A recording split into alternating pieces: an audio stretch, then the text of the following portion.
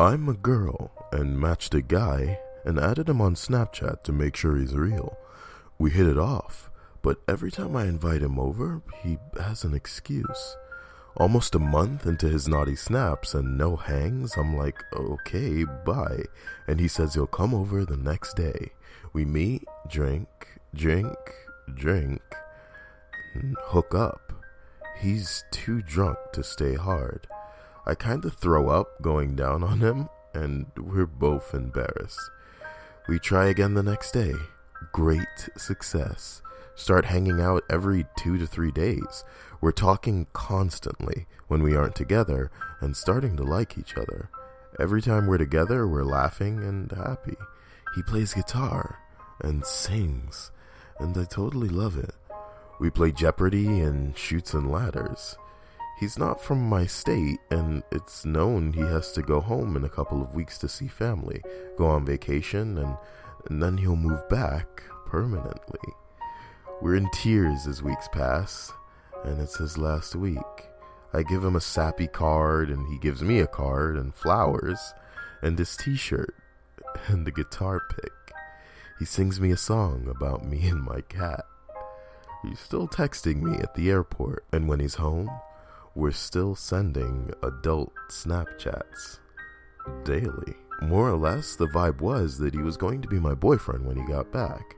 2 weeks had gone and he's on vacation in Hawaii, showing me hotel and volcano selfies and dick pics. Keep talking about how we miss each other. Red flag. He's ending his vacation early because his dad had a stroke. Red flag. He's been at the hospital and has bad phone reception.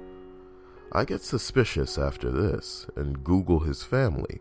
I find his brother's Instagram, and the second picture is of his brother and my Tinder boy in suits, captioned, "Happy 2 weeks of marriage to this guy."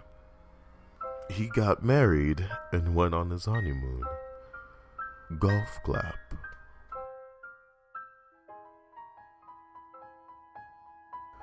This didn't happen to me, but a friend of mine started hooking up with a girl on Tinder about 1.5 years ago. She wasn't very attractive, and he would always talk about how much he hated her, but I guess the sex was alright because he kept fucking her. About 2 months into this, he decides he's going to end things with her and find a new fuck buddy.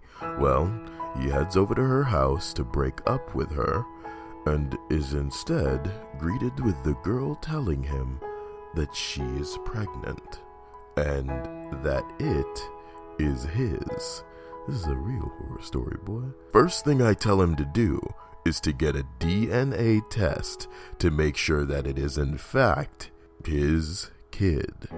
He insists that it is, and doesn't get the test. He convinces her to put the baby up for adoption, but she decides pretty late into the pregnancy that she doesn't want to give up the baby and wants to raise it. Oh my god, it's gonna be scarier for the guys than for the girls. Fast forward to a month ago, and my friend is stuck raising this kid with this girl he doesn't like. Well, I guess she didn't actually put my buddy down as the baby's father on the birth certificate and had been collecting money from the government for being a single mother or something, and the government wanted her to try and track down the father. That is how my friend found out that he might actually not be the father of the baby he's been raising. I told you so, nigga. Pranked you. Still haven't heard back on whether he is or not the father, but I hope for his sake that he isn't. Kids, if you're gonna hook up with somebody you just met on the internet, wear a fucking condom.